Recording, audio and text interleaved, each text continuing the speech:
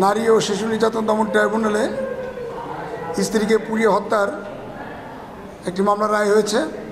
এই মামলায় স্বামী রয়েল মণ্ডলকে তার স্ত্রীকে যৌতুকের দাবিতে পুড়িয়ে হত্যা করার অভিযোগ প্রমাণিত হওয়ায় আদালত ফরিদপুরে নারী ও শিশু নির্যাতন দমন ট্রাইব্যুনালের বিজ্ঞ বিচারক জেলা ও দায়রা জজ জনাব শামীমা পারভিনের আদালত আসামি রয়েল মণ্ডলকে যাবজ্জীবন কারাদণ্ডিত করার আদেশ দিয়েছেন এবং 50,000 টাকা জরিমানার আদেশ দিয়েছেন।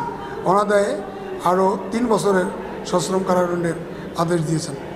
রাষ্ট্রপক্ষ এই রায় সন্তুষ্ট প্রকাশ করছে এবং রাষ্ট্রপক্ষ মনে করে যে এই রায়ের মধ্য দিয়ে সমাজের যে যৌতুকের দাবি এবং যৌতুকের দাবিতে হত্যা, এই অপরাধ অনেকাংশে হ্রাস পাবে বলে আমরা মনে করি। সর্বমোট 4 জন আসামির বিরুদ্ধে অভিযোগ গঠন করা হয়েছিল। সাক্ষ্য প্রমাণের ভিত্তিতে এই মামলার আসামি এই ভিকটিমের স্বামী রয়েল মণ্ডলকে অভিযুক্ত করে সাজা দেওয়া হয়েছে। অন্য 3 জন আসামিকে হুজুর আদালত খালাস দিয়েছেন।